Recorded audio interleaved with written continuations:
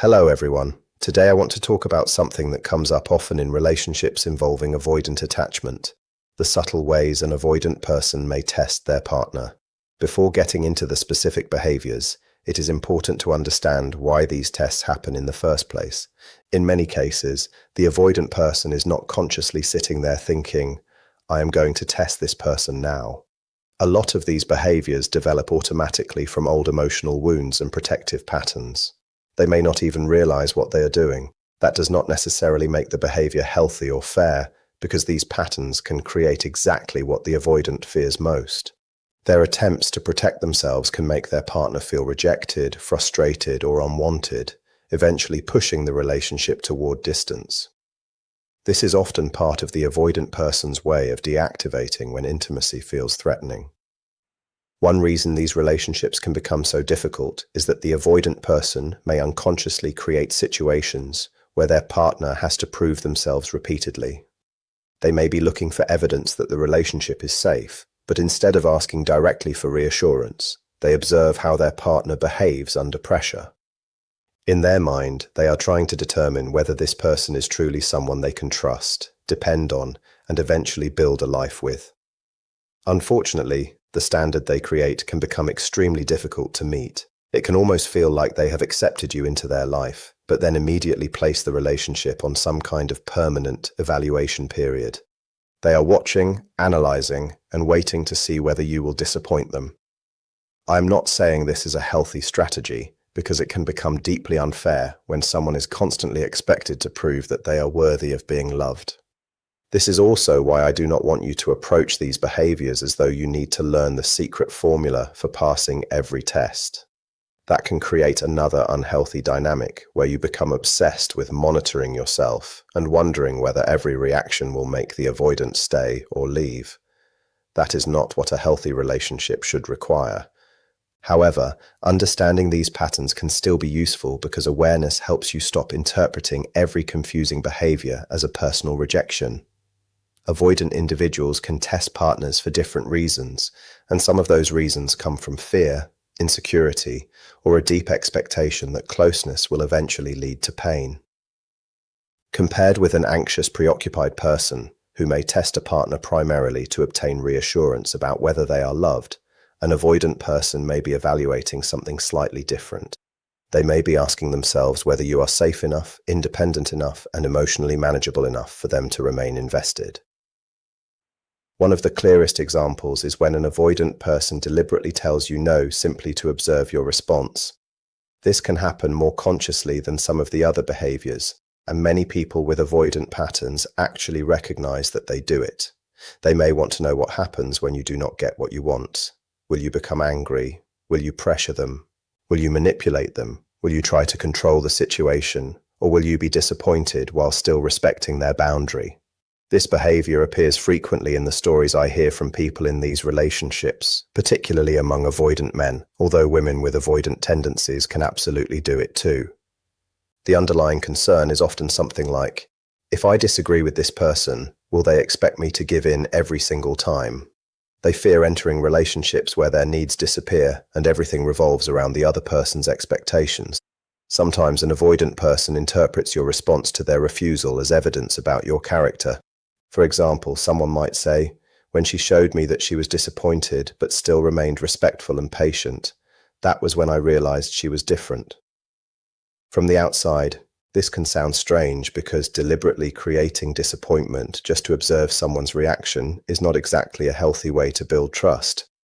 But psychologically, the avoidant may be looking for evidence that you can regulate yourself. They know disappointment is unavoidable in relationships. What they are watching is what you do with that disappointment. Do you immediately become hostile? Do you punish them emotionally? Do you demand that they change their answer? Or can you acknowledge your feelings while still accepting that another person has the right to say no? That distinction can matter enormously to someone who associates closeness with losing freedom or being controlled. There is nothing wrong with wanting a partner who can handle disappointment maturely. That is actually a valuable quality in any relationship. The problem is the method. If someone repeatedly creates unnecessary situations just to see whether their partner will pass an emotional examination, resentment can eventually build. Imagine being told no over and over again when the other person never truly intended to reject your request in the first place. Eventually, you may stop seeing it as a normal boundary and start feeling like you are constantly being evaluated. That can make the relationship exhausting. It can also explain why an avoidant person may sometimes make extremely definitive statements such as, "I will never get married," "I am never moving in with someone," or "I will never do that in a relationship." Sometimes they genuinely believe those things, but in other cases they may be creating distance while also observing whether you respect their position. This is one reason you may occasionally see an avoidant person eventually do something they once insisted they would never do. They may eventually commit, move in with someone, get married, or become emotionally invested in ways they previously rejected. That does not automatically mean every earlier statement was secretly a test. Sometimes people genuinely change their minds as they develop trust. But for some avoidant individuals, strong declarations about what they will never do can also function as a protective barrier. They are watching what happens when they establish a hard boundary. Will you chase them? Will you argue with them? Will you try to convince them? Or will you respect what they have said and allow them to make their own decision? This is why I consider this particular pattern important to understand. It is not about learning how to manipulate the avoidant into commitment. It is about recognizing when their behavior may be connected to fear, rather than taking every statement as a permanent reflection of how they feel about you. Another situation that can reveal a lot is what happens when an avoidant partner has to spend time away from you. This one is not necessarily unhealthy at all. People have jobs, responsibilities, family obligations, vacations, conferences, business trips, and separate interests. There is nothing inherently wrong with spending time apart. The issue becomes more complicated when the person is intentionally creating distance just to provoke a reaction. But often, that is not what is happening. Sometimes the trip or separation is simply part of life, and the avoidant person happens to pay attention to how their partner handles it. They may notice whether you become overwhelmed by the distance, whether you demand constant communication, or whether you can remain connected while allowing them to have their own space. For an avoidant person, this can quietly answer an important question. Can I have a life outside this relationship without my partner interpreting that as abandonment? For example, imagine someone who frequently travels for work. Their partner may not have a job that requires traveling, so the separation is something that primarily happens on one side of the relationship. Before leaving, the traveling partner might explain, "I have meetings throughout the day, so I probably will not be very available. I will message you when I get to the hotel, and I will check in when I can." A secure response might simply be, "Okay, I understand. Just let me know you arrived safely."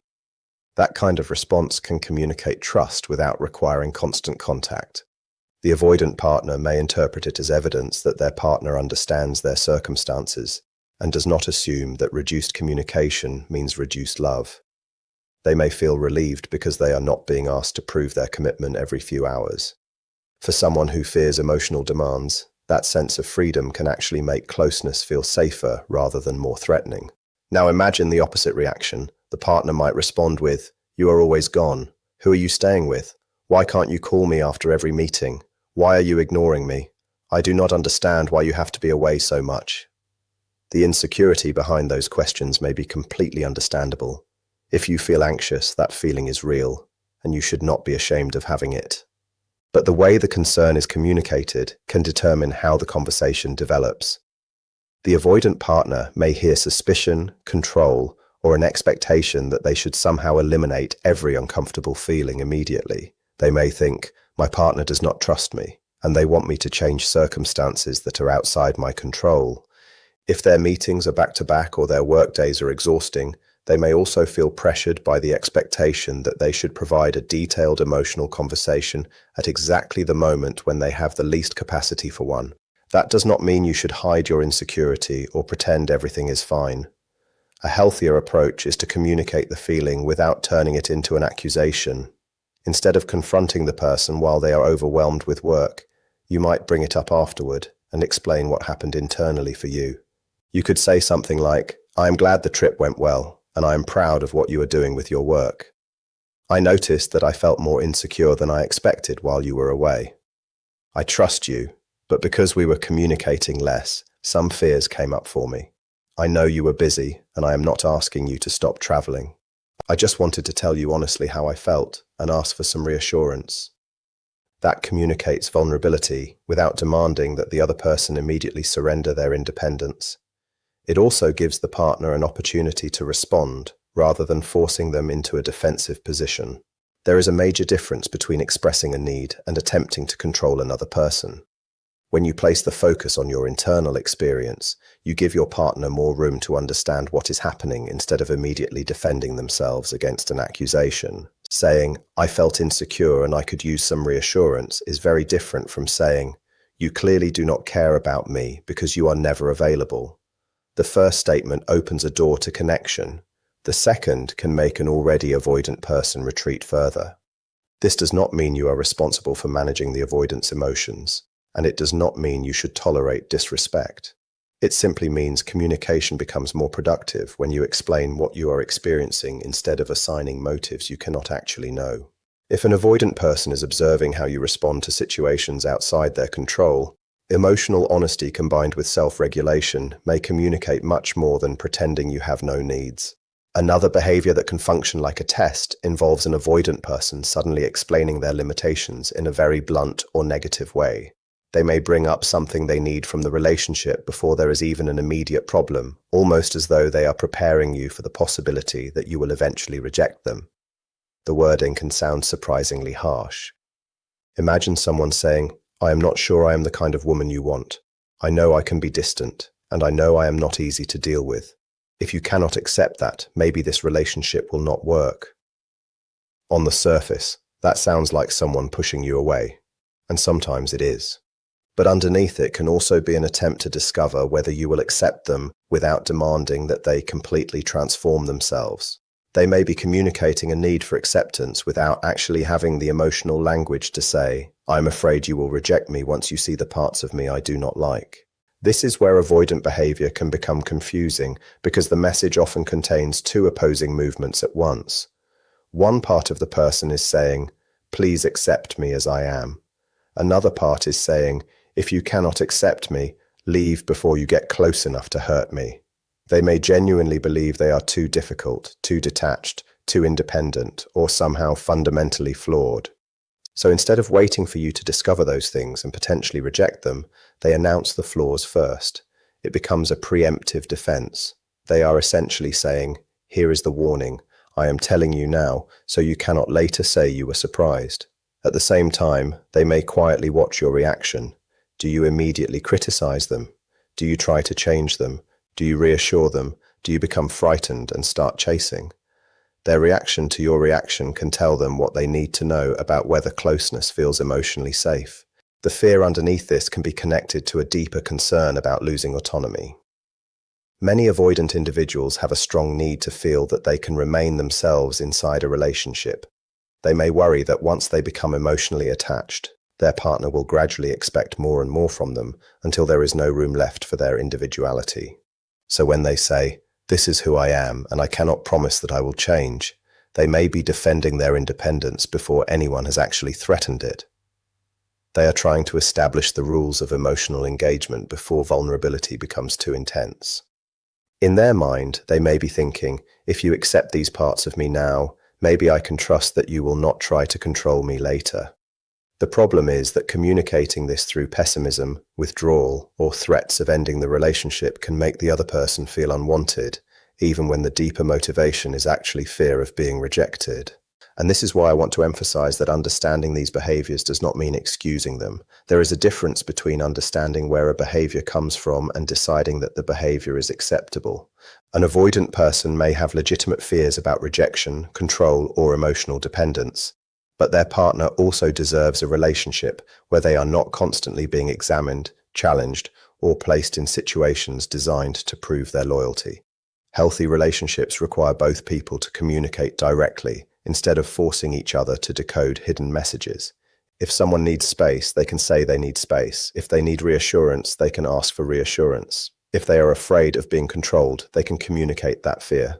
The goal should not be to become perfect at passing an avoidant person's tests. The real goal is understanding the emotional pattern well enough that you can respond with self-respect, clarity, and emotional maturity, while still recognizing that your needs matter too. That kind of statement can be extremely triggering, especially for someone with anxious attachment, because they may immediately interpret it as, this person does not really want this relationship. But that is not always what the avoidant is communicating. Sometimes the message underneath is actually, I know I have flaws, and I am afraid you will eventually decide that you do not like me. So, when an avoidant person says something like, I cannot give you what you want, it may be less about rejecting the relationship and more about warning you that they are afraid they will disappoint you. A grounded response might sound like, I know you are not always easy to be around, and I know you can be detached sometimes, but I genuinely like you. Those qualities are not everything about you.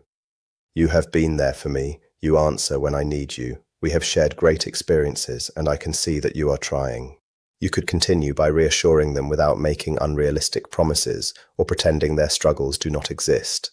You might say, you do not need to convince me that you are perfect, because I am not expecting perfection from you. If something becomes too difficult for me, I will communicate that myself. You do not have to make that decision for me by assuming I will eventually leave. That kind of response can be grounding because it removes some of the responsibility the avoidant person has placed on themselves to predict your reaction. You are essentially saying, trust me enough to let me decide what works for me. Another helpful response could be, I know what I want, and if I ever feel that my needs are not being met, I will tell you. I am not asking you to become someone completely different. I understand that you need space and that you are not always available. And if something needs to change, we can talk about it together. That can help the avoidant feel less threatened by the relationship. Another common situation is when an avoidant person shares something about themselves that they suspect you might judge. I actually do not think this type of behavior is necessarily unhealthy when it happens naturally. Everyone needs to know whether they can be emotionally honest with their partner without being mocked, criticized, or rejected. The difference is that avoidant individuals may approach this indirectly. They might communicate something very bluntly, almost as though they are presenting you with information and watching what happens next. For example, imagine they say, I really do not enjoy your cooking. What they are saying literally is that they dislike the food, but there may also be another emotional question underneath it.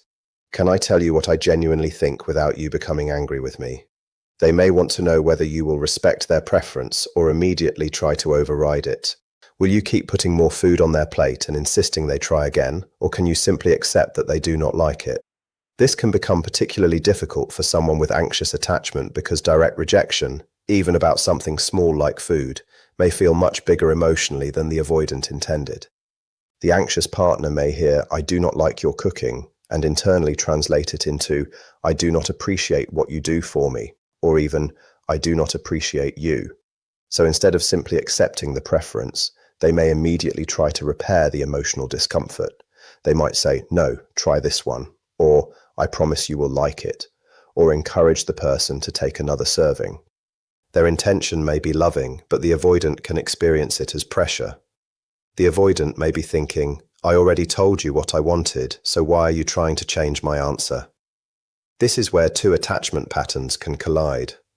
One person is trying to restore connection, while the other is trying to establish that their boundaries and preferences will actually be respected. The same pattern can appear around physical intimacy, where emotional vulnerability is often much higher. An avoidant partner might tell you something uncomfortable, such as, I have trouble staying present during intimacy because I feel like you are very insecure about your body, and it makes me feel like you are not enjoying being with me. That statement can be incredibly difficult to hear, especially if you already struggle with body confidence. Your first instinct may be to defend yourself, feel rejected, or assume that your partner is saying something is wrong with you, but sometimes the avoidant is actually attempting to communicate an experience they have been holding inside. They may be watching to see whether you can hear difficult feedback without immediately attacking yourself or attacking them. Are you going to interpret their honesty as a personal insult, or can you slow down and ask what they actually mean? That distinction can determine whether the conversation becomes a fight or an opportunity for deeper understanding. An avoidant person may be trying to communicate something like, when you become uncomfortable with your body, pull away from me, or move my hand away, I start feeling rejected too. It becomes difficult for me to stay emotionally present because I feel like you are not comfortable with me being close to you. That does not automatically mean the avoidant is communicating perfectly, and their wording may still be unnecessarily blunt. But underneath the statement can be a desire to understand what is happening between both partners. They may want to know whether you can talk about insecurity without turning the conversation into shame. You could respond with something like, "I understand what you are saying. I know I become insecure sometimes, and I am working on that. What would help me feel more comfortable is some reassurance from you when we are together." Now the conversation has shifted from blame toward collaboration. You are not denying your feelings, and you're also not rejecting your partner for expressing theirs. That is often what an avoidant person is looking for when they reveal something uncomfortable. They want to know whether honesty will create punishment or connection. If they tell you they dislike something, will you call them difficult? If they explain that something is bothering them, will you accuse them of being insensitive? If they share a concern about intimacy, will you immediately assume they no longer find you attractive? Or can you stay grounded enough to ask questions and understand what they are actually trying to communicate? You do not have to agree with everything they say. You are allowed to say, "That hurt my feelings," or "I see things differently." Being emotionally regulated does not mean becoming emotionless.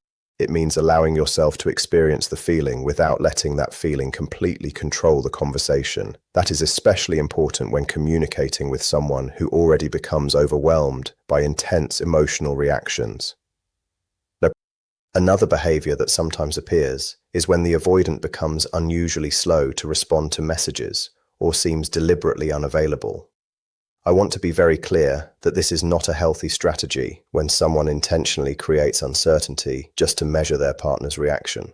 Unfortunately, some people do this consciously.